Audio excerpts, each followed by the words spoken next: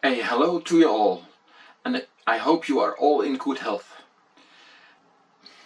Behind me is the Tyler Museum of Natural Science, the oldest museum in the Netherlands. No better place than to ask a physics question. And because I think my questions and thoughts are way more important than the person that I am, I will introduce myself at the end. The questions and thought that I have are around this: a spinning top, or more precisely a gyroscope, gravity and time. Einstein linked the passing of time to speed. That means that if there is a speed difference, there is also a difference in the passing of time. Many of us have accepted that we are not the center of the universe, and not everything revolves around us, but the Earth spins around its axis and around the Sun. Our solar system rotates in our Milky Way, and our Milky Way moves with a speed of 200,000 kilometers per hour through the universe from the spot we think is the center and where the Big Bang took place. But what we don't know is whether the universe is moving. Therefore, we can only determine how fast we go in relation to another object in our universe. We all move, even if we don't get off our couch. We are in the time bubble Earth. We have the impression that time bubbles are difficult to make. But making time bubbles is quite easy. Therefore, I like to prefer to use the term time pockets instead of time bubbles. You can easily get in and out there, just by changing your speed. Every time pocket has the same physical properties, but that doesn't mean that the effect from one to another is exactly the same.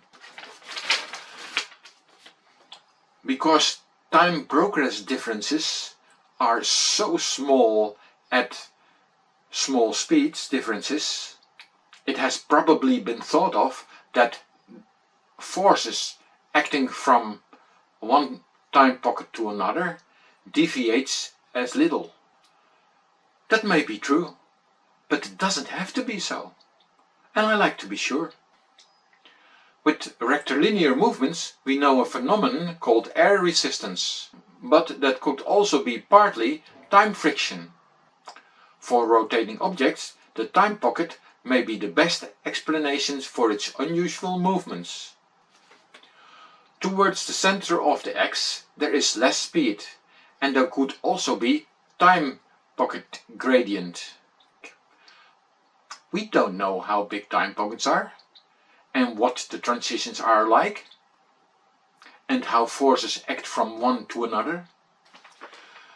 Because I wanted to know more about a spinning top and gravity, I tied it to a rope.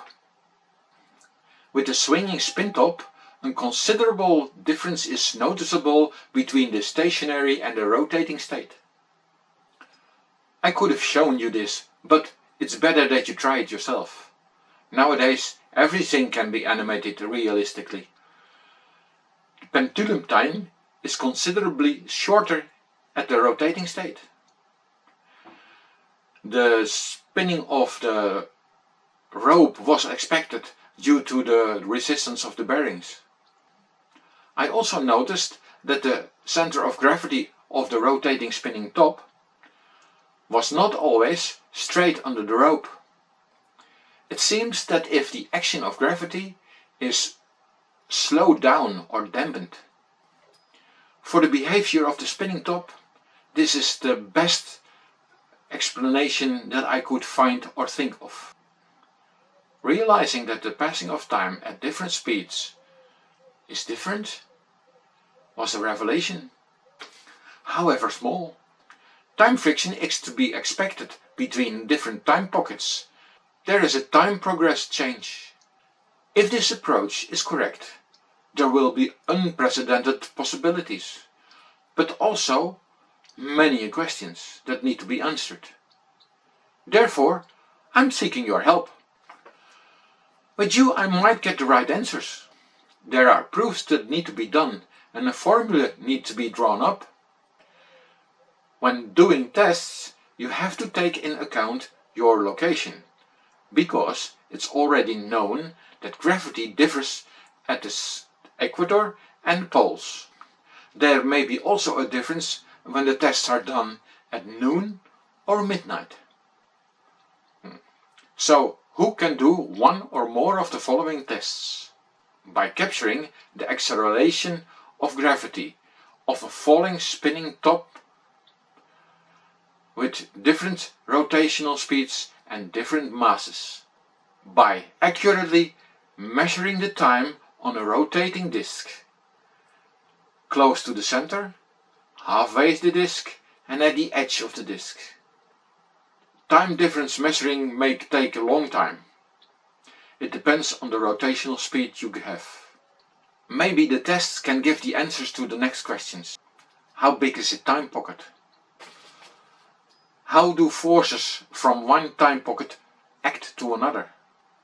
Is the action of a force linked to the time difference? Do the influences of the forces changes if the rotational speed changes? Is a rotating disk in the same time pocket? Does the mass of a spinning object matters? Thank you for taking the time to review this, and I hope you have a nice day. I am Ludo Thijssen and I work as a volunteer at the Foundation for a Better World in the Netherlands. I have a brain teaser for you. There is a disk that rotates with 1 rotation per second. In the middle of the disk is a pole. The pole has 2 colors on each side. Therefore, the rotation of the disk can easily be seen. On the edge of the disk there is a camera mounted, directed to the pole, at the center of the disk. The disk has a circumference of 1 light second. Thus the camera captures the rotation of the disk. By the way, this question can only be answered if we know how big time pockets are.